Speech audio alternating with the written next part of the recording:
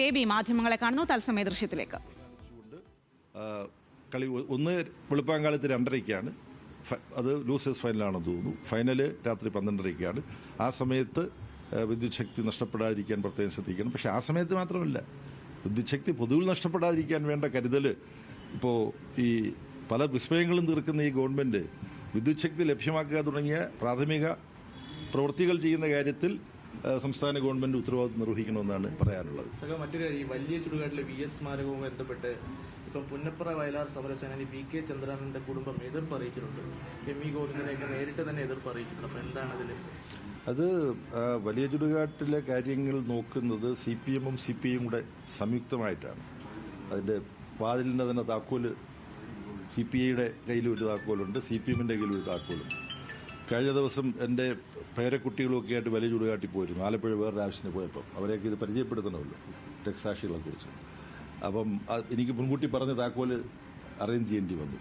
ഇപ്പോൾ ഈ VS-ന്റെ സ്മാരകവുമായി ബന്ധപ്പെട്ട കാര്യങ്ങൾ കേരളത്തിൽ CPIM-ഉം അതുപോലെ തന്നെ CPI-യും ഒക്കെ ആയിട്ട് ചർച്ച ചെയ്ത് അവർ അക്കാര്യത്തിൽ ഒരു തീരുമാനം ഉണ്ടാക്കും. നേരിട്ട് പങ്കെടുത്ത് രക്തസാക്ഷികളായവർക്ക് പോലും സ്മാരകമില്ല എന്നതാണ് വിമർശനമാണ്. അപ്പോൾ അല്ല, അതിൻ്റെ ആ വിമർശനത്തിൻ്റെ മറ്റു ഭാഗങ്ങളിലേക്ക് ഞാൻ കിടക്കുന്നില്ല. അത് കേരളത്തിലെ പാർട്ടി നേതാക്കന്മാർ ഇതിനെക്കുറിച്ച് ഈ പ്രതിപക്ഷ ഉപനേതൃസ്ഥാനവുമായി ബന്ധപ്പെട്ട് CPI ഇപ്പോഴും അവകാശം ഉന്നയിക്കുകയാണ്. ഇന്നിപ്പോൾ CPI-യുടെ ദേശീയ യോഗങ്ങളൊക്കെ ഉണ്ട്. അവർ അതിന്റെ തുറച്ചു നിൽക്കുക, അത് നമുക്ക് അവകാശപ്പെടുത്താനുള്ള അർഹതയുണ്ട്.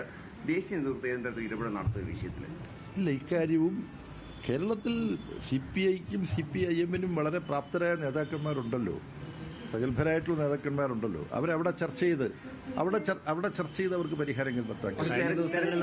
തെരഞ്ഞെടുപ്പ് കഴിഞ്ഞ് ഇത്ര നാളായിട്ട് അതിന്റെ പരിഹാരം കാണാൻ കഴിഞ്ഞിട്ടില്ല. ഇപ്പോഴും ആ പ്രശ്നം സജീവമായി തന്നെ നിൽക്കുകയാണ്. നേതാക്കൾ, പ്രത്യേകിച്ച് CPI നേതാക്കൾ ബിനോയ് അടക്കമുള്ളവർ അതിൽ നിലപാടുകൾ പരസ്യമായി പറയുന്ന സമയമാണ്. പ്രതിപക്ഷം ഒറ്റക്കെട്ടായി പോകേണ്ട ഒരു സമയത്ത് ഈ ഒരു വിഷയം ഇങ്ങനെ നീറി നിൽക്കുന്നത് ശരിയാണോ? പ്രതിപക്ഷം ഒറ്റക്കെട്ടായിട്ട് മുന്നോട്ട് പോയിക്കൊണ്ടിരിക്കുകയാണ്. ഈ പ്രശ്നം അവിടെ അവർ ചർച്ച ചെയ്ത് പരിഹരിക്കും എന്നാണ് പ്രതീക്ഷ.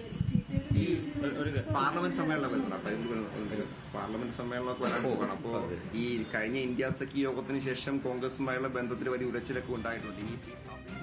ബേബി മാധ്യമങ്ങളെ കാണുകയായിരുന്നു. പ്രത്യേകിച്ചും വൈദ്യുതി വിച്ഛേദനം അടക്കമുള്ള കാര്യങ്ങളിൽ വലിയ വിമർശനം ഉന്നയിക്കുന്നു സർക്കാരിനെതിരെ. അതുപോലെ തന്നെ ഈ പുന്നപ്ര വയലാർ വിഷയത്തിലടക്കമുള്ള പ്രതികരണമാണ് കേട്ടത്.